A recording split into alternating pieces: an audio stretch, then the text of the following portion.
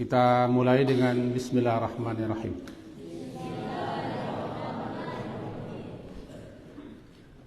Dan kita puji Allah, Alhamdulillah. Kemudian salawat atas Rasulullah. Allahumma shalli ala Muhammad wa ala ali Muhammad. Mudah-mudahan tidak ada yang mencoret-coret bukunya, membuat gambar aneh-aneh.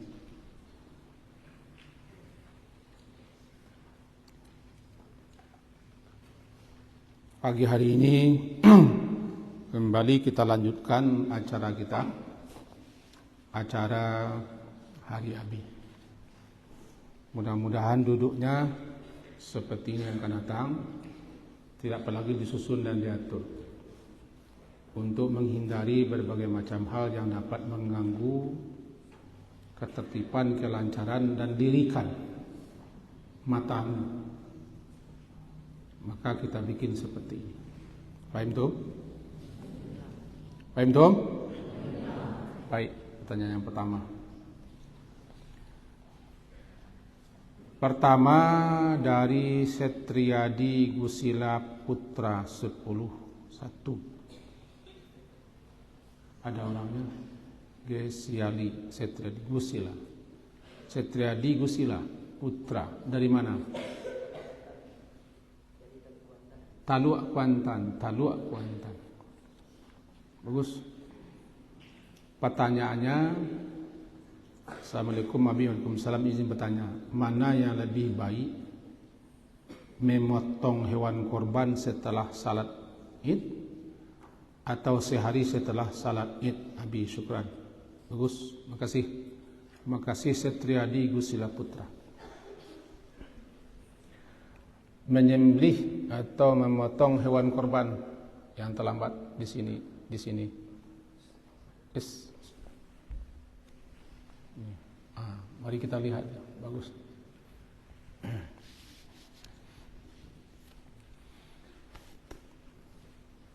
Pernah kejadian dulu di zaman Rasulullah yang tidak boleh itu dan yang dianggap tidak sah adalah dalam hadis Bukhari. Ada seseorang sahabat yang memotong hewan korbannya sebelum pelaksanaan salat Idul Adha. Tujuannya dia senang dan dia suka jika hewannya atau kambingnya yang pertama kali disembelih. Lalu dilaporkannya itu kepada Rasulullah. Kata Rasulullah menjawab, syatuka syatu lahmin. Hewan kambing yang kau sembelih itu adalah sembelihan biasa, bukan sembelihan korban. Jadi yang pertama, tidak boleh dan dianggap tidak sah menyembelih hewan korban sebelum pelaksanaan salat Id. Itu sebelum salat Idul Adha di tempat di mana kita menyembelih. Kemudian yang kedua yang terbaik, bahwa Rasulullah SAW yang pertama kali beliau lakukan setiba di lapangan, yakni di musalla. Yang dikatakan musalla adalah tempat di mana dilaksanakan salat Id. Namanya musalla. Di samping Masjid Nabi sallallahu alaihi wasallam. Kalau antum nanti sempat pergi ke sana umrah atau haji, mengarah ke kiblat, di sebelah kanannya ada namanya Masjid Gamamah. Kira-kira berjarak 300 meteran dari Masjid Nabi, sebelah kanan kalau kita menghadap ke kiblat. Masjid Gamamah namanya sekarang. Gamamah Awan. Dulu tempat itu dipakai oleh Nabi untuk salat Id. Baik Idul Fitri ataupun Idul Adha. Namanya musalla, arti musalla tempat salat. Kemudian lama-lama ditegakkan di situ masjid. Berapa jaraknya dari Masjid Nabi? 300 meter. Ini menjadi dalil, menjadi alasan bahwa salat Idul Fitri, Idul Adha itu di musala, di lapangan. Meskipun boleh di masjid, tapi yang sunnahnya di lapangan. Supaya hadir dan dihadiri oleh banyak orang, termasuk perempuan-perempuan pingitan, janda-janda muda, orang-orang tua-tua, dan gadis-gadis belia ikut hadir. Dan perempuan haid, orang nifas juga ikut hadir di lapangan. Namun di zaman kita sekarang, kebanyakan orang salat Id, bahkan ada yang di surau-surau, di musala-musala, yang bukan di situ didirikan salat Jumat. Hilang hikmah, hilang rahasia fadilah keutamaan salat di lapangan. Karena di lapangan itu bisa berkumpul semua orang. Nampak semarak dan syiarnya, berkumandang takbir. Nah, setelah Nabi salat di musala, setiba beliau di musala, lapangan itu jaraknya 300 meter daripada Masjid Nabi. Setiba di lapangan, kalau salat Idul Adha, beliau laksanakan waktunya cepat. Kira-kira matahari baru naik setombak. Artinya setombak itu matahari sudah naik sedikit ke atas, setombak namanya. Kira-kira di waktu syuruk lebih sedikit. Karena waktu syuruk itu adalah waktu matahari sudah naik setombak atau sepenggalah. Namanya biqadri rumhin. Lalu beliau kira-kira di jam kitanya sekarang jam 7:04 atau 7:20, paling lambat 7:30. Sudah dilaksanakan salat Idul Adha. 7:04, lebih-lebih sedikit. Setelah salat, beliau langsung menyembelih hewan. Korban beliau sendiri. Yang beliau sembelih dengan tangan beliau sendiri. Kemudian, selagi yang lainnya masih berbeda-beda, sebagian dagingnya diambil oleh istri beliau untuk dimasak. Maka itulah makanan beliau pertama kali di hari raya Idul Adha.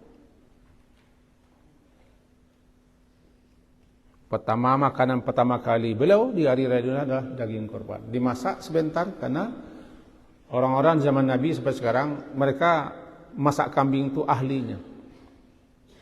Dan mereka biasa masak kambing. Di kita kesulitan masak kambing karena kita lebih biasa masak sapi. Kambing mereka sudah ahlinya, biasa, tidak baun. Dan kita tidak semua kita bisa mengolah daging kambing.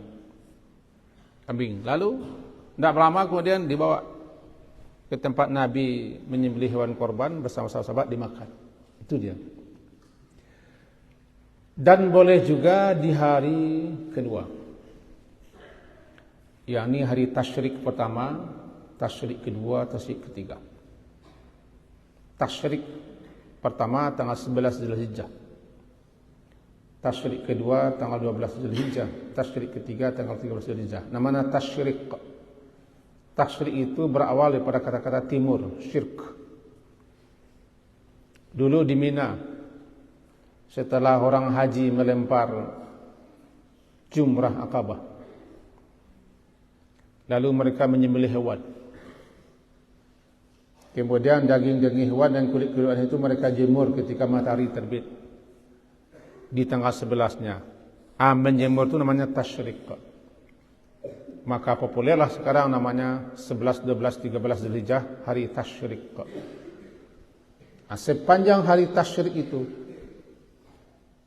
dibolehkan menyembelih hewan korban. Berarti ada 4 hari. 10 yaitu hari raya Idul Adha, 11, 12, 13 sampai sore.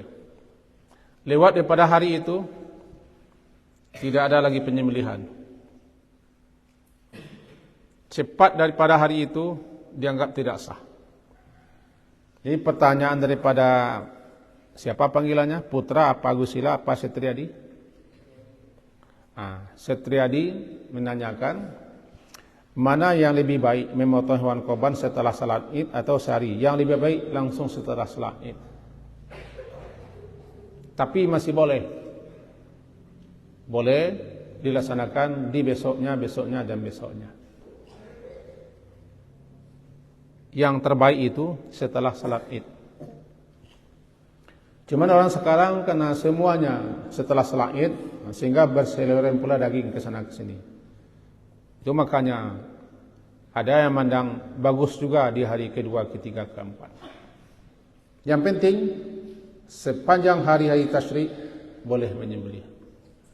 Jika kita ikuti Nabi, boleh menyembelih setelah salat Idul Adha. Beliau tidak pulang, langsung setelah salat Idul Adha langsung dibawakan kambing, beliau sembelih.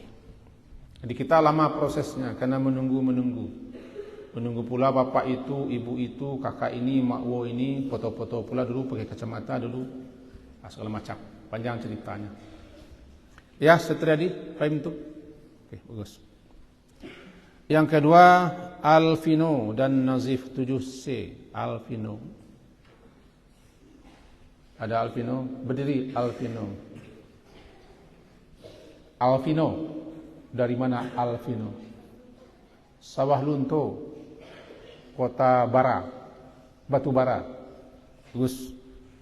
Ibunya masih hidup? Sudah pergi? Ibunya hidup? Bapaknya hidup? Nampak ya? Nampak di orang tuanya ya. Si Nazif, bersih betul orangnya di mana?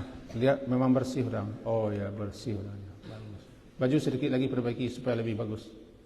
Nazif, orang yang sangat bersih sekali. Bagus. Mudah-mudahan Nazif manusia yang terbersih di dunia. Amin. Dari mana Nazif ini? Sama. Sekampung. Tetangga? Tetangga api jauh. Oh ya. Namanya tetangga jauh ya. Oke. Pertanyaan beliau berdua ini. Assalamualaikum warahmatullahi wabarakatuh. Waalaikumsalam. Semoga sihat beserta keluarga. Amin. Amin. Izin kami bertanya, apa hukumnya jika korban diganti dengan ayam, tetapi harganya sama dengan 1 ekor sapi? Mohon dijawab. Ya, bagus. Terima kasih. Duduk.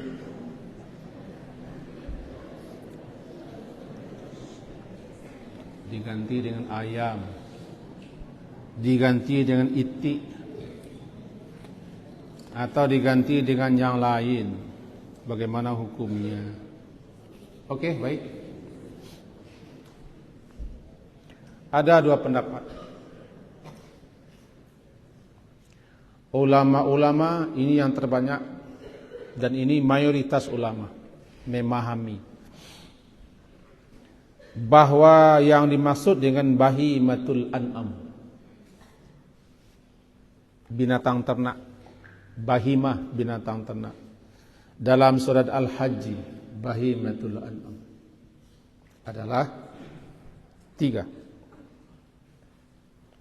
Unta dengan jenisnya, berbagai macam jenis unta, sapi dengan berbagai macam jenisnya, kambing dengan berbagai macam jenisnya.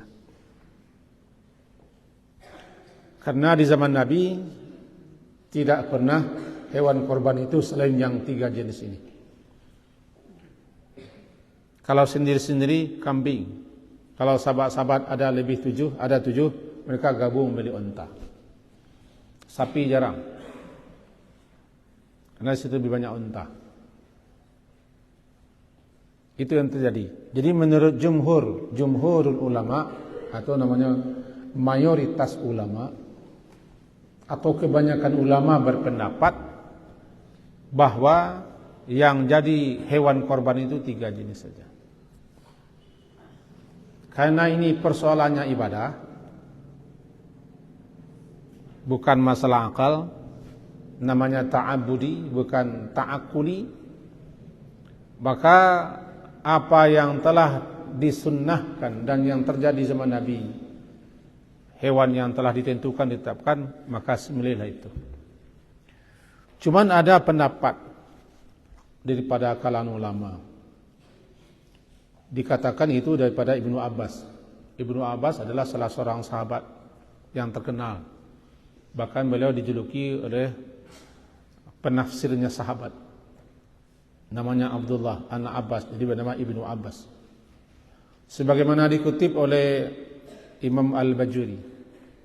Imam Al-Bajuri dalam hasyiahnya bahwa bagi yang tidak mampu, bagi yang tidak sanggup, yang tidak ada uang, orang miskin, mereka ingin juga berkorban, tapi uang tidak cukup, dana kurang, dan hanya mereka bisa beli ayam dajajah atau angsa atau sejenisnya, maka mereka dibolehkan berkorban dengan itu. Ini pendapatnya.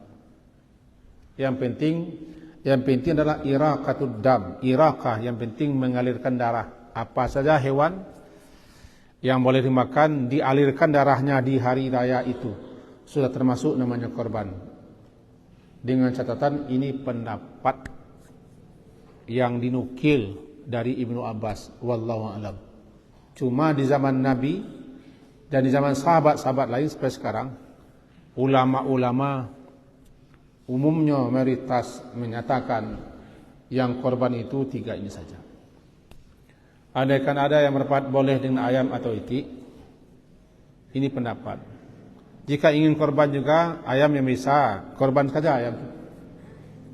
Masak lalu kasihkan kepada panitia yang sedang bekerja. Masak boleh itik pangit muda, tinggalkan bulunya sedikit supaya enak. Lalu kasihkan sama tukang pekerja, kan korban juga namanya. Cuma korbannya nak dianggap sebagaimana zaman Nabi. Ya, nazif, alfino, ya. Ada ayam di rumah. Ayam bangkok ada rumah. Ayam bangkok ada. Nazif, ada ayam Thailand di rumah. Tidak ada juga ayam Thailand, ya. Pendapat bagi orang miskin. Yang tanyakannya, bolehkah kami membeli ayam banyak-banyak yang harganya seperti harga seekor sapi? Berarti kalau seekor sapi sekarang 20 juta, ada yang 21 juta, berapa ekor ayamnya? Berapa ekor ayamnya? 1 ekornya. Berapapun jumlah ayamnya, 1 ekornya. Ya, 1 ekor ayamnya. Bagus. Mudah-mudahan dapat dipahami. Jadi intinya yang berpendapat tidak boleh itu alasannya. Memang tidak boleh kata mereka. Karena belum terjadi sepanjang sejarah zaman Nabi. Tapi bagi yang masih ingin juga, tidak ada yang akan dikorbankan. Ayamnya ada, potong aja ayam. Jadikan sedekah untuk panitia yang bekerja. Masakkan itu singgang ayam, gulai tiap pangit mudo, campur coba rasanya tabah-abahan atau habis. Ya, bagus. Siapa namanya tadi? Alvino. Yang kemudian M Zikra 7C. Berdiri. M ini Muhammad atau Mahmud? Muhammad Hamdi. Zikra. Ada guru kita kemarin yang nak nyalai, kita kasih nama Muhammad, nak mau dia. Muhammad. Kenapa nak mau dia? Ada yang lebih baik katanya. Ya, okey. Tanya si Muhammad Zikra. Muhammad yang selalu memberikan peringatan. Bagus ya. Mudah-mudahan dia termasuk orang-orang yang selalu memberikan peringatan. Bagus. Inna dzikra tanfa'ul mu'minin. Sesungguhnya peringatan itu berguna bagi orang mukmin. Dzikra. Surat Az-Zariyat ayat ke-54 mungkin. Fa inna dzikra tanfa'ul mu'minin. Berilah peringatan karena zikra itu bermanfaat bagi orang mukmin. Mudah-mudahan Muhammad Zikra bermanfaat bagi orang mukmin di sini, amin. Bagus. Hebat orang tuanya. Coba contoh Muhammad dikasihnya nama anak. Bermanfaat. 7C. Dari mana? Orang awak Bukit Tinggi. Di mana Bukit Tinggi? Al Kuning. Ar-Rukuni. Tanyanya adalah apa hukumnya tidak melaksanakan kurban apabila kita sudah mampu melaksanakannya? Itu tanyanya. Silakan duduk ya. Melaksanakan kurban. Sepakat dan disepakati oleh sebahagian besar ulama, namanya jumhur ulama atau mayoritas ulama atau kebanyakan ulama, bahwa hukum kurban itu sunnah muakkadah. Tahu sunnah muakkadah? Amalan sunnah yang sangat ditekankan, dikuatkan mengerjakannya, karena tidak ada amalan yang terbaik di hari itu kecuali kurban. Tidak ada amalan yang terbaik di hari itu kecuali kurban.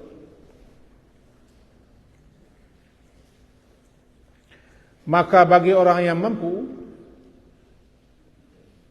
ada keluasan, ada kesempatan, dicela. Bahkan disuruh dia menyingkir daripada arena penyembelihan karena dia mampu. Tetapi sebagian kecil ulama menganggap wajib bagi yang mampu, sanggup, ada kelebihan rezeki, ada kelaparan rezeki, tapi dia tidak berkorban, dianggap dia berdosa karena dia termasuk mampu. Orang yang tidak mampu tidak dicela dan tidak berdosa. Dua ini pendapat ini. Banyak ulama menyatakan hukum korban itu sunnah muakkadah. Amalan sunat yang sangat ditekankan sekali untuk mengerjakannya. Siapa yang tidak dicela atau dipandang makruh karena dia telah Allah beri kemampuan. Sebab dia telah meninggalkan amalan yang sangat utama, amalan yang tinggi fadilahnya, dan seterusnya. Ada ulama yang mengatakan wajib hukumnya bagi yang mampu. Jika ulama ini menganggap wajib hukumnya, berarti siapa yang mampu, siapa yang sanggup tapi tidak berkorban, dia berdosa. Untuk ancaman supaya orang berkorban tidak apa-apa ini. Ancaman. Sebab banyak juga orang mampu tapi dia tidak mau berkorban. Karena korban itu syariat, suatu amalan yang sangat ditekankan untuk mengerjakannya sepanjang hari raya dan hari-hari tasyrik. Jadi pertanyaan si Zikra, hukum yang tidak melaksanakannya jika dia mampu sangat-sangat dicela dan dia telah meninggalkan suatu amalan yang sangat utama karena hukumnya sunnah muakkadah. Atau pendapat kedua, dia berdosa karena ulama menganggap sebagiannya ini wajib hukumnya baginya karena dia punya kemampuan. Berdosa dia. Dua pendapat. Kalau Abi memilih yang pertama pendapat sunnah muakkadah karena banyak juga sahabat-sahabat yang tidak ikut korban dulu. Ya, Zikra. Ya, kasih peringatan ya. Zikra. Yang keempat, fatir. Fatir pencipta ini berbahaya ini. Siapa nama Fatir? Kelas 10 1. Fatir. Fatir samawati wal mana Fatir? Ini Fatir. Perintis Fatir. Yang merintis pertama kali namanya Fatir. Wajjahtu wajhiya lilladzi fataras samawati. Fatara itu yang merintis pertama kali dalam mencipta, namanya Fatir. Nama surat yang ke-35 namanya Fatir. Surat ke-35 Fatir. Jadi yang penggagas, yang merintis, yang memulai-mulai berkarya. Bagus, Fatir. Nama surat ya. Bukan Petir. Fatir. Di mana kampung Fatir? Bukit Tinggi juga. Juganya ke mana disambungkan ini? Bukan balok. Banyak balok di situ? Banyak balok di situ? Tidak ada. Pertanyaannya, apa hukumnya bila kita ikut asuransi? Ini asuransi ini. Oke, silakan duduk Fatir. Asuransi. Tanyanya asuransi. Apa hukumnya bila kita ikut asuransi? Itu. Silakan duduk. Ya, bagus, hebat. Asuransi itu lihat dulu asuransinya apa. Karena ulama-ulama juga membedakan. Ada yang anggap haram sama sekali, tidak halal. Ada yang memandang bahwa halal. Seperti fatwa ulama, fatwa Majelis Ulama Indonesia menganggap halal dengan syarat-syarat dan ketentuan-ketentuan yang berlaku. Ini Majelis Ulama Indonesia berfatwa asuransi itu haram dengan catatan. Ada catatan, ada syarat-syarat, ada ketentuan-ketentuan. Selama memenuhi syarat-syarat ketentuan, boleh, kata Majelis Ulama Indonesia. Yang mengatakan haram umumnya fatwa ulama Arab Saudi yang diamini oleh salah seorang ustaz terkenal di Indonesia tanpa menyebut nama beliau. Ustaz tamat Arab Saudi juga. Mereka memandang haram. Karena asuransi itu tidak lepas daripada riba. Dan juga pertakut bikin orang ngeri saja. Sehingga orang ada berniat, mudah-mudahan saya sakit, mudah-mudahan mati orang tua saya, mudah-mudahan mobil saya itu hancur, diganti yang baru, mudah-mudahan toko saya terbakar, bisa diganti yang baru. Ini alasan mereka mengatakan bahwa asuransi itu haram. Umumnya itu fatwa ulama Arab Saudi yang diamini oleh salah seorang ustadz atau beberapa ustadz yang tamat di Arab Saudi juga. Sementara sebagian ulama-ulama Indonesia yang pertengahan menganggap tergantung. Kalau niatnya memang untuk tabarruk, untuk sosial, untuk membantu kawan-kawan yang kemalangan, yang kesusahan, dengan begitu kita bersedekah, siapa yang sakit, siapa yang kematian, siapa yang kecelakaan, siapa yang mendapat berbagai macam berbagai macam musibah, bisa dibantu dengan uang itu dibolehkan. Karena namanya sosial, tapi bukan investasi. Bukan untuk mencari keuntungan. Ini riba. Jadi kata beliau-beliau ini berapa demikian. Kalau niatnya memang untuk niat yang pertama, agar kalau mati keluarga kita, sakit kita, hancur kita bisa diganti. Asuransi ini namanya transaksi dengan kematian, transaksi dengan kesakitan. Ini tidak boleh. Tapi kalau niatnya untuk tabarruk, berbagi-bagi, saling membantu, orang yang kesakitan, orang yang susah dibantu dengan itu, dibolehkan. Dibolehkan. 3 itu pendapat. Termasuk asuransi kesehatan, asuransi kematian, asuransi apa lagi? Kecelakaan dan segala macam. Tetapi ada hal-hal tertentu yang kita tidak bisa lepas. Karena apapun yang kita urus kadang-kadang dikaitkan dengan asuransi. Kalau begitu keadaannya, tidak bisa harus kita masuk asuransi. Dan kalau tidak dapat asuransi kita tidak dapat ngurus ini, tidak dapat ini, ya terpaksa namanya ikuti. Misalnya ke Makkah itu pakai asuransi. Ke Makkah pakai asuransi. Membeli, mengurus tentu asuransi. Kalau tidak keluar dia apa boleh buat, ikuti saja. Tapi kalau sengaja kita masuk asuransi dengan niat yang tidak baik,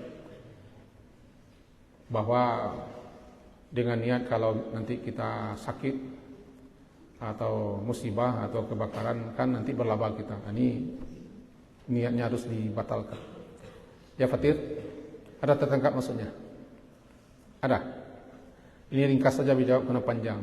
Fatwa ulama Indonesia membolehkan dengan syarat dan ketentuan-ketentuan. Selama memenuhi syarat-syarat ketentuan itu halal katanya. Di situ dibeda-bedakan asuransinya. Fatwa ulama-ulama Arab Saudi umumnya mengatakan haram karena mereka memandang segi ribanya, tidak memandang segi sosialnya. Fatwa sebagian ulama-ulama lain termasuk ulama Indonesia mengatakan lihat situasi dan kondisinya. Ada yang kadang halal, ada yang kadang tidak. Ya, masuk asuransi. Ada masuk asuransi. Tidak tahu. Abi masuk asuransi. Karena terpaksa dan dipaksa karena tidak bisa ke Makkah. Ya. Oke, bagus. Fatir. Rayyan. Kelas 10I 1. Rayyan apa Rayyan? Oh, ini dia. Ini ketua kita ini rupanya. Ketua salat ini ya. Depan. Apakan sahab? Ketua kita ini sama dia dengan Nabi gayanya ya. Riyan atau Rayyan? Riyan. 10-1. Tanyanya dua ini. Tanyanya dua ya. Yang pertama tanya beliau, kenapa dianjurkan berpuasa sebelum salat Idul Adha? Apa keutamanya? Apakah ada dalilnya? Ini istidlal ya, kemarin kajinya istidlal. Jika tidak berpuasa saat itu apakah kita berdosa Abi? Dan apa manfaatnya Abi? Syukran. Itu pertanyaan pertama. Pertanyaan kedua, mana yang lebih baik mendapatkan keutamaan hewan korban yang dipotong seperti kambing, sapi atau unta? Mana yang lebih utama, sapi, apa nih? Kambing, sapi atau unta? Dua pertanyaan. Ya, pertanyaan itu. Silakan dulu. Kopiah perbaiki letaknya kan teling. Rancak kopiah teling sapi nak besi. Okey.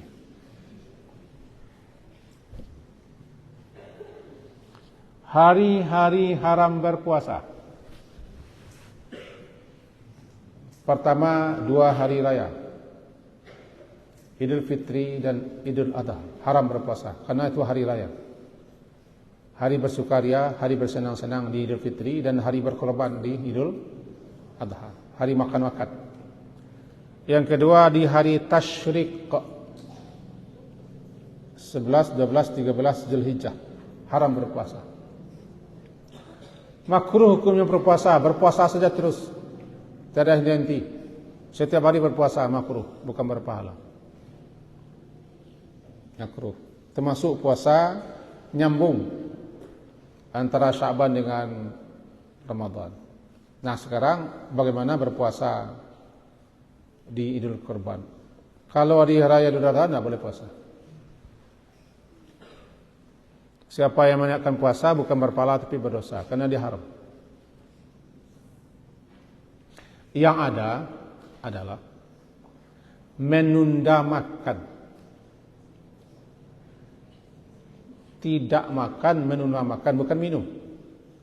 Menunda makan sampai selesai pelaksanaan Idul Adha dan sembelihan hewan kurban, supaya dapat makanan pertama disantap di hari itu adalah hewan kurban. Kata orang kita puasa namanya.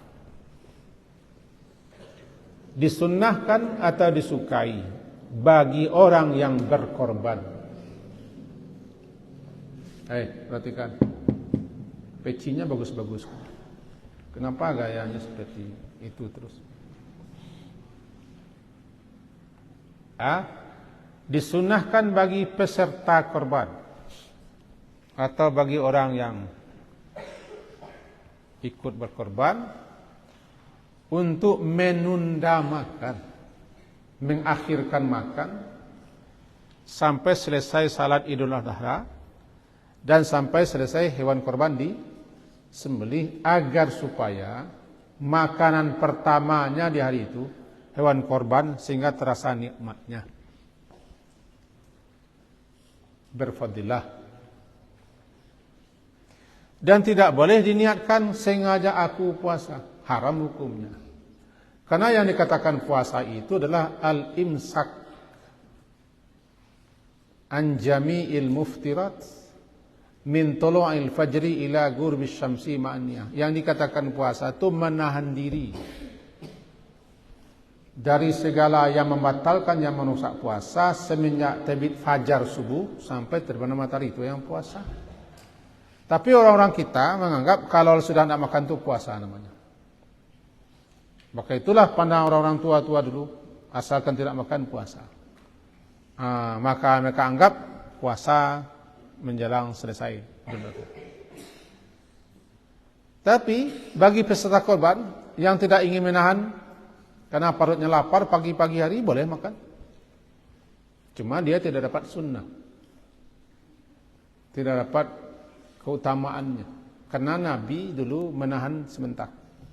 Dengan catatan, Nabi itu beliau salat di Idul Adha itu waktunya pagi-pagi hari, sebagaimana tadi. Kira-kira di waktu syuruk. Syuruk itu waktu ketika matahari sudah meninggi sedikit, seukuran tombak atau sepenggalah. Matahari terbit namanya syuruk. Kalau muncul tuluak, waktu syuruk, waktu tuluak sama. Syuruk itu matahari terbit di timur. Kalau tuluak matahari muncul ke atas. Lalu matahari naik sedikit ke atas, kira sejengkal atau sepenggalah atau setombak. Irtifak naik dia. Ketika matahari sudah naik itu kira-kira 15 menit setelah matahari terbit, atau 20 menit paling lama, itu waktu syuruk. Di waktu itulah Idul Adha Nabi. Karena ketika itu waktu sudah naik, matahari sudah naik sepenggalah atau setombak. Berarti di kita, kalau hari ini kita salat Idul Adha, jamnya jam 7.20. Karena waktu matahari terbit tadi, jam 7:05. Matahari terbit jadi jam 6:05. Tambah 15 menit, berapa? 7.20. Sudah mulai salat Idul Adha. Di kita makanya lama akan dimulai pengumuman uang masuk setahun. Lama. Lalu minta uang, lalu laporan pembangunan, lama lagi. Biasanya di kampung-kampung, kalau di kota-kota tidak ada. Tidak ada di kota-kota. Lihatlah salat Idul Adha di Masjid Istiqlal, tidak ada pengumuman. Uang masuk setahun di Masjid Istiqlal, tidak ada. Laporan pembangunan, WC kita sekarang berlubang. Atapnya di atas, lantainya di bawah, dindingnya di samping, tidak ada laporan itu. Langsung salat. Belum lagi minta uang. Gini. Itu pula alasan orang kita, mereka tidak salat di lapang-lapang, ingin salat di surau masing-masing untuk uang juga alasannya. Jadi kalah sunnah lantaran uang. Ya, ini untuk siapa tadi ini? Si apa? Rian ya. Kalau Rian menjadi ketua masjid nanti rubah ini.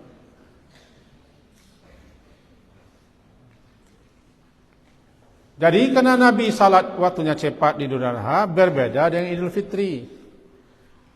Jika di Idul Fitri diperlama sedikit, kira-kira matahari sudah biqadri rumhain. Matahari sudah meninggi kira-kira 2 tombak, sekitar jam 9-an. Untuk memberi kesempatan dan keluasan bagi orang yang berzakat fitrah, membagi-bagi zakat fitrah. Sebab zakat fitrah itu kalau diberikan setelah salat hari raya, tidak sah lagi, itu sedekah biasa. Maka sengaja ditunda sedikit, kira-kira jam 8 sampai setengah 9-an dimulai. Dan khutbah itu tidak lama-lama pula. Di Idul Adha dipercepat supaya cepat berkorban. Khutbahnya isinya poin-poin saja, peringatan-peringatan, bukan bertele-tele menjalar ke sana ke sini. Antum kalau khutbah nanti jangan panjang-panjang, orang mengantuk, orang ingin hari raya, khutbahnya panjang. Di hari raya Fitri, orang ingin hari raya. Antum khutbah antum tak kemana-mana menjalarnya, bersebar ke sana ke sini. Ya intinya tidak dapat, panjangnya menjelo-jelo, banyaknya berkelebihan melimpahnya ruah-ruah, panjang. Pada Ustaz Rahmat membacanya, panjangnya menjadi-jadu, berkelebihan melimpahnya berruah-ruah. Tidak bisa, gagal Ustaz Rahmat. Satu SKS kuliah kami gagal. Ya, karena Nabi cepat melaksanakan, lalu disembelih hewan korban, beliau makan daging korban, bukan puasa. Haram hukumnya berpuasa dan meniatkan puasa di hari raya Idul Adha. Yang ada disukai, bahkan dianggap dianjurkan bagi peserta korban, bahkan ada yang mensunnahkan untuk menunda makan sampai hewan korban disembelih, dan hewan korban itulah makanan pertamanya. Kalau kita tunda di masa sekarang, barangkali hewan korban sampai di rumah jam 3. Masak jam 4. Jadi lama juga. Kalau begitu bolehkah kita makan peserta? Boleh. Cuma tidak dapat fadilah. Bagi yang tidak peserta korban, makan aja lah bagi itu. Buat kopi. Yang ditunda itu makan, bukan kopi. Kopi boleh, teh boleh, tidak masalah. Makan. Karena tidak puasa. Jadi bagi yang tidak peserta korban, makannya bagi. Kalau mau makan, makan, tidak masalah. Kalau tidak mau makan, tidak masalah. Tapi jangan dianggap puasa. Ya, Rian? Baik, bagus Rian ini. Puasa ya, itu fadilah. Mana yang lebih baik mendapat keutamaan memilih korban itu? Sapi, kambing. Di zaman Nabi, banyak ulama menyebutkan yang paling utama unta. Unta. Bagi yang tidak sanggup unta, kambing. Kambing. Karena Nabi berkali-kali menyembelih kambing. Tapi ulama-ulama lainnya mengkaji, menganalisa, mempelajari bahwa di zaman Nabi kambing itu, karena itu yang termurah, itu hewan yang paling banyak. Karena mereka beriur untuk membeli unta satu agak susah. Kambing yang termudah, sehingga Nabi mengatakan kambing. Dan beliau pun terkadang menyembelih kambing.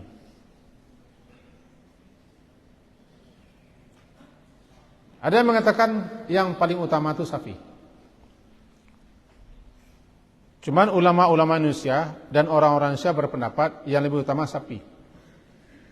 Karena unta entah kemana dicari. Ya sunnahnya unta. Apakah mau diimpor pula unta ke sini dulu? Maka jadilah kita sapi. Kenapa sapi? Karena kambing rata-rata kita susah mengelolanya, susah memasaknya. Karena terlazim makan sapi dengan jenisnya. Ada juga yang tetap bersikukuh dengan teksnya hadis.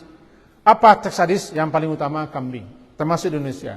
Banyak tak banyaknya dagingnya tak masalah, yang penting kambingnya katanya. Maka jadilah ini menjadi perbedaan pendapat, biasa saja berbeda pendapat. Kalau kepada Abi tanyakan sesuai pula dengan ulama-ulama lain, mana yang gampang, mana yang mudah, mana yang baik, mana yang bagus. Kalau seseorang ingin berkorban, dia ingin korban sapi, dengan sapi itu dia bisa beli sapi gemuk-gemuk, besar-besar. Silakan, karena sah. Kalau mau dia mengimpor unta besar-besar sini, impor unta, tidak masalah. Kambing yang bisa, tapi membaginya susah. Tapi dia ingin juga ngotot kambing, karena kambing itu sunnah katanya, silakan. Persoalannya adalah perbedaan pendapat. Ya Rian, perbedaan pendapat saja biasa. Rata-rata kita Indonesia menyembelih sapi. Tapi bagi orang yang tekstual dan mantuk, kambing. Susahlah dia mencari kambing. Dan membagikannya susah juga. Karena tidak semua orang bisa memasak kambing. Itu pula kesulitannya. Itu jawabannya untuk Rayyan. Yang ke Dimas, kelas 11 MIPA 1, Dimas. Ada Dimas. Oh, Dimas. Ada Dimas yang satu lagi? Iya, Dimas. Kan sudah tamat. Dimas namanya. Ini Dimas 02 ini ya. Kelas 11 MIPA. Dari mana Dimas? Padang kota. Hah? Bungus. Janganlah seperti tentara itu menjawab semua Abi. Takutlah. Tanyanya Dimas dari Padang di Bungus, Pantai Bungus. Apakah boleh melaksanakan satu khutbah? Ya. Satu khutbah saja untuk 2 hari raya seperti raya dan di hari Jumat Nabi. Syukran. Bagus. Silakan Dimas dulu.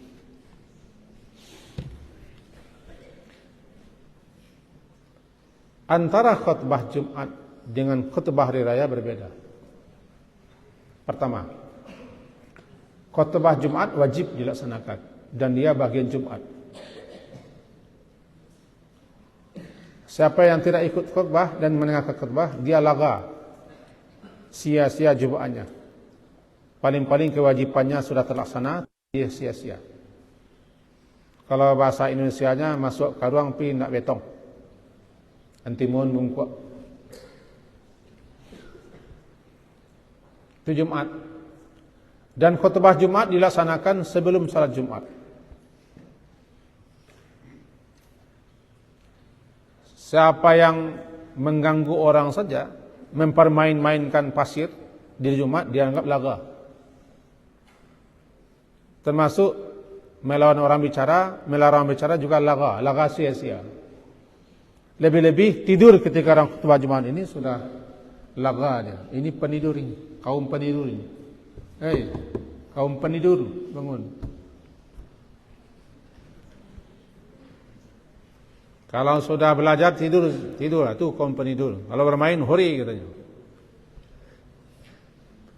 Kalau Jumat nanti yang tidur untuk laga Jumat.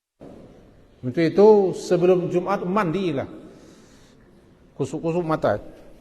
Cari kopi sana. Untuk 4-5 orang habis gratiskan kopi. Inilah kopi. Tidak pakai air. Minum kopi saja.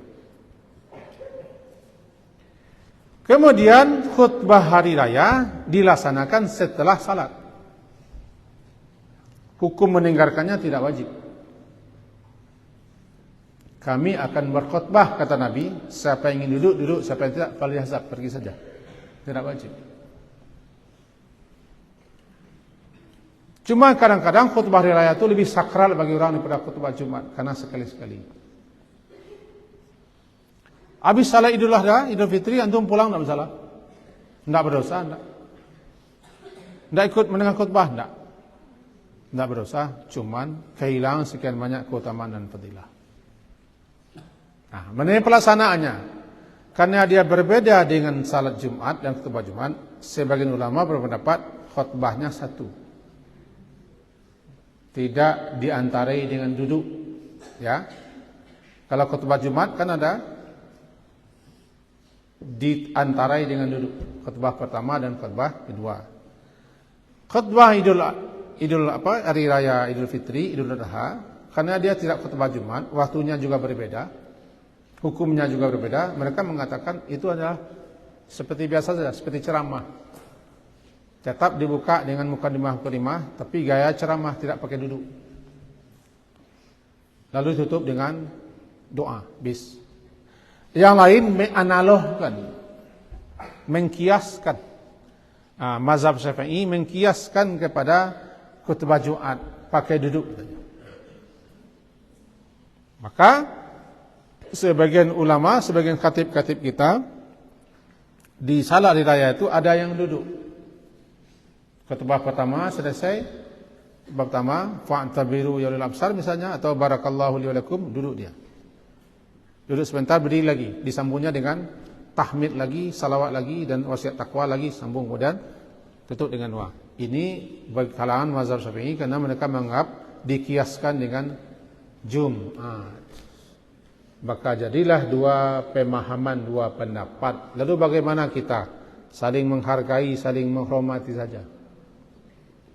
Kalau Abi melaksanakannya karena sudah terbiasa satu kali saja, maka sampai sekarang Abi masih melaksanakan satu kali. Tapi kalau ada guru kita, ustaz kita, khatib kita yang di khutbah hari raya itu dia duduk antara dua khutbah, dua kali dia, kita hormati, kita hargai. Ya, Dimas. Fahim? Bagus, hebat sekali Dimas ini ya. Firaz Az-Zahra, laki-laki perempuan? 10-2. Hah? Oh ya, Firas, mana Firas? Itu Firas. Dari mana Firas?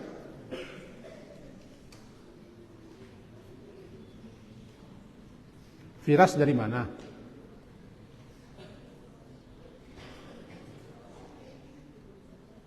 Bandung. Padang. Kota Baru. Hah? Lubuk Basung. Lubuk Basuang. Oh man. Az-Zahra. Az-Zahra 10-2. Ada Az-Zahra. Musyawarah.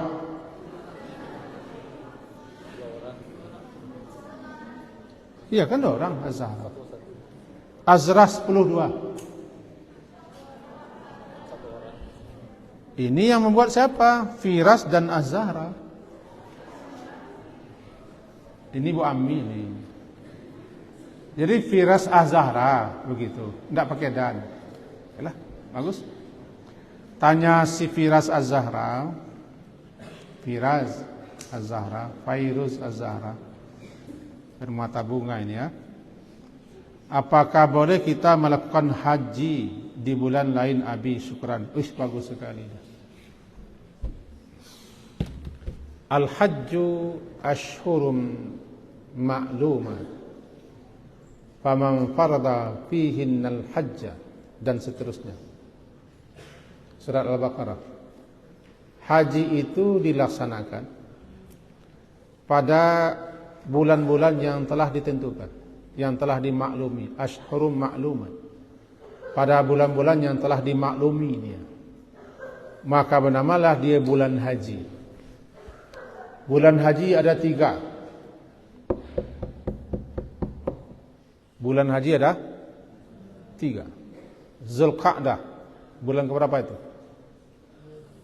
Ke-11. Syawal, bulan ke-10.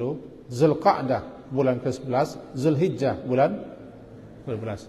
3 bulan berturut-turut ini, Syawal, Zulqa'dah dan Zulhijjah, namanya Ashhurum Ma'lumat. Bulan-bulan yang telah dimaklumi, bulan-bulan yang telah ditentukan sebagai bulan-bulan haji. Siapa yang berangkat ke Makkah dengan niat-niat untuk berhaji, berangkat dia di bulan Ramadan, belum sah. Belum boleh. Karena dia belum masuk bulan-bulan haji. Bulan-bulan haji itu namanya miqat zamani. Miqat. Jadi miqat zamani, bulan-bulan haji bagi orang yang berhaji adalah di bulan Syawal, Zulqa'dah, Zulhijjah. Maka siapa yang ingin berniat, faman farada fihinnal hajja, siapa yang berniat untuk melaksanakan kepaduan haji, maka dia baru boleh berniat berangkat menuju Makkah, diawali di bulan Syawal. Kapan saja dia berangkat, Syawalkah, Zulqa'dahkah, tidak masalah. Yang penting tidak boleh berangkat ke Makkah dengan niat haji sebelum Syawal.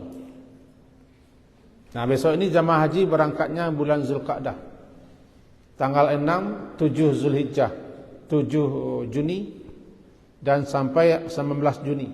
Sampai nanti berikutnya. Mereka berangkat Zulqa'dah. Sementara hari-hari haji 6 hari.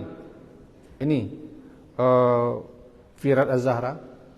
Ada bulan haji, ada hari haji. Bulan haji 3, kalau hari haji 6. Hari haji adalah dimulai tanggal 8. 8 Zulhijjah, 9 Zulhijjah, 10 Zulhijjah, 11 Zulhijjah, 12 Zulhijjah, 13 Zulhijjah. Bahkan bisa lebih bagi siapa yang belum selesai. Maka dimulai hari haji itu tanggal 8 Zulhijjah. 2 hari lagi akan masuk hari raya Idul Kurban. Namanya hari haji. Maka berbeda bulan haji dengan hari haji. Ayyamul haji 6 hari atau lebih. Kalau bulan-bulan haji adalah 3. Sementara umrah tidak pakai bulan. Kapan saja kita ke Makkah dengan niat umrah boleh. Malam bisa, siang bisa, pagi bisa, sore bisa. Kapan saja kita berangkat, tidak ada waktunya. Karena umrah tidak pakai miqat zamani. Jika haji harus berangkat bulan Syawal. Jika orang berangkat bulan Ramadan atau di bulan Rajab, di bulan Syaban dengan niat untuk haji, tidak sah karena belum masuk waktunya. Nah, itu yang maksud dengan ashhurum ma'lumat. Pertanyaannya, bolehkah kita haji di luar bulan haji? Pergi ke haji boleh. Pergi saja ke Mabi. Ketemu dengan Pak Haji, Ibu Haji di situ. Ada Abi Haji, ada Ummi Haji. Ada 2 orang haji. Kalau umrah itu banyak. Ada Syauqi umrah. Ada anak saya siapa namanya? Si Rafki umrah. Si Faiz umrah, Latifah umrah. Jadi kalau pergi ke umrah, pergi saja ke rumah saya. tidak pakai bulan. Kalau pergi haji, pergi ke Mahabi, tidak pakai bulan. Tapi kalau pergi menunaikan haji, di bulan haji. Kapan bulan haji? Syawal, Zulqa'dah, Zulhijjah. Hari haji 8 Zulhijjah. 9, 10, 11, 12, 13. Bagi yang belum tuntas masih berlaku sampai lebih 13. Ya, Az-Zahra. Bagus, Padang ya, Bu Basung. Sorry. Masih ada waktu sedikit lagi pas ini. Aulia, Fadilah, Mita, Aural. Kelas 11 MIPA 2, Aulia. Ada Aulia? Dari mana Aulia? Pakan Kamis. Payakumbuh. Fadillah. Dari mana? Balikpapan. Oh, Balingka. Iko bakelok jalan ke Balingka. Menaki janja 40. Mita. 3 orang nih. Mita dari mana? Padang Selempuan. Padang Pariaman. Pandai Sike. Pekansi. Pariaman. Kan ya Pariaman. Bekasi katanya ini. Sarja lebih pula daripada Abi pendengarannya. Bagus. Ketiga-tiga manusia yang mulia ini bertanya, apa maksud cat pada hewan kurban? Cat. Syat mungkin tak? Kalau syat kambing, syatun kambing, shinnya panjang, shin panjang, shin ya, bukan sin ya, shin panjang tambah buta syat. Syat itu sejenis kambing, mirip domba tapi bertanduk, berbulu lebat, agak bertanduk, jenis kambing yang dipakai untuk hewan korban. Kemudian ada lagi kibas. Intinya sebuah jenis kambing boleh untuk korban. Kalau syat salah satu jenis kambing. Ya, syat. Cacat. Kesalahan bukan pada diri pembaca, kesalahan pada cetakannya. Apa maksud cat di sini? 2A-nya. Cacat. Biarkan 29 tulang. Cat hewan korban tidak boleh cacat seperti telinganya putus, ekornya buntung, kakinya tengkak, sumsumnya nampak, kurus, tidak ada gajinya. Cacat. Tidak boleh, tidak sah. Cacat tidak boleh. Nabi berkorban dengan korban yang gemuk, tiba di kambing amlahain. Kambing bila warna putih, belang-belang sedikit, gemuk. Carilah korban yang gemuk, yang mahal. Sebenarnya yang mahal. Di kita sebagiannya, di situlah korban, di situ agak murah sedikit. Di sana banyak daging kita dapat. Ikan tak korban namanya. Korban yang terbaik, gemuk, mahal. Korbannya bagus. Karena korban itu sembahkan yang terbaik. Cacat itu apabila satu, ada cacat yang paling enggak boleh ditolerir, buntung. Telinganya pernah disayat. Orang Arab siswa itu kalau ingin dia memakan daging, disayatnya telinga, disayatnya paha, disayat ekor. Tanggung menyembelih ya. Begitu gaya orang jahiliyah. Disayatnya saja ekornya atau diambilnya daging sedikit. Udah makannya. Mengenanya makuti abidan bahimah payahaya maitut. Daging yang dipotong daripada hewan yang masih hidup bangkai. Ini tidak boleh ekornya buntung, kakinya pincang, telinganya pentong, tidak boleh. Dan dia tidak ada dagingnya, tidak ada gajihnya, kurus, nampak seperti organ tunggal kayaknya. Ya, 3 orang bertanya itu, bukan syat ya, cat. Ya Mita, Fadilah, Aulia. Ustadz Zola, ada Ustadz Zola? Ustazah Zola ada? Ada. Dari Penampung Solo. Zolo, Penampung. Salo. Bukan Solo. Salo. Apakah seseorang yang berkorban itu diharuskan memakan daging segumpal? Jika harus, bagaimanakah hukumnya bagi seorang yang berkorban tersebut? Daging korban itu dibagi 3. Dimakan, disimpan, dibagi-bagi. Dimakan, disimpan, dibagi-bagi. Tidak ditentukan berapa yang akan dimakan, berapa yang akan disimpan, dan berapa yang akan dibagi. Terserah bagi peserta korban. Kalau ke panitia, serahkan kepada panitia. Karena panitia itu wakil kita. Lalu apa memakan hukum dagingnya? Memakan daging korban milik kita sendiri, sunnah. Tidak makan, tidak masalah. Saya mau hadiahkan semuanya juga boleh. Tapi merujuk kepada Nabi, beliau memakan daging korbannya. Tetapi beliau tidak mewajibkan. Cuma peserta korban disunnahkan atau dianjurkan ikut menikmati daging korbannya. Kecuali nazar. Kalau korban nazar tidak boleh kita ikut makan, dibagikan semua. Hukumnya memakannya sunnah, paling tinggi sunnah.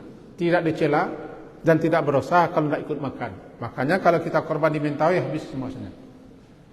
Korban di tempat terpencil, silakan sana. Kalau kita kemarin korban ke daerah Malampah, kita oper 1 ekor jawi ke Malampah. Tidak kita lihat, dilihat indah, dimakan tidak. Jadi boleh memakan segumpal atau 2 gumpal, sekepal, tidak boleh. Bahkan boleh kita memesan. Saya mau ikut korban di sini, ya, dengan syarat apa? Saya meminta otaknya, benaknya, dan hatinya untuk saya. Boleh? Kalau boleh silakan. Kalau tidak masalah. Boleh memesan kepada panitia. Tapi kalau panitia tidak mengizinkan, tidak masalah. Kalau begitu kami tidak bisa, tidak adil. Kalau tidak adil saya tidak ikut, tidak masalah juga. Yang bebas itu beli sapi seekor di rumah, boleh. Apapun yang kita ambil boleh. Lalu apapun yang kita bagikan boleh. Berapapun kita simpan tidak masalah. Karena dibagi 3 saja. Akulu minha, makan, adikhiru simpan, dan atimu bagi-bagikan. Ya Bu Zola, boleh dimakan, boleh juga tidak dimakan. Dimakan berarti kita telah mengikuti sunnah Nabi. Tidak dimakan tidak masalah. Karena masalah makan masalah hukum duniawi. Disimpan boleh, tidak simpan boleh. Dibagikan semua juga boleh. Itu jawaban Nabi pas waktunya. Semoga bermanfaat untuk kita bersama. Termakan waktunya 7 minit Ustaz Dian. 7 menit makan waktunya. Dan Nabi harap seperti ini duduk yang akan datang sehingga nyaman dan tenang, tidak payah kita. Semoga apa yang kita lakukan di pagi hari ini mendapat berkah Allah dan ridha-Nya, amin. Diakhiri itu hilangkan nanti ya. Nanti ketika antum mandi tidak sah mandinya. Ya. Namanya siapa? Mau ditato. Ustaz Rijal, tato nanti ini masukkan ke penjara. Tato itu hukumnya haram, laknat. La'anallahu wasimah wal mustausimah. Allah laknat orang yang mentato dan minta ditato, laknat. Ya. Mari kita tutup dengan kafarah majlis.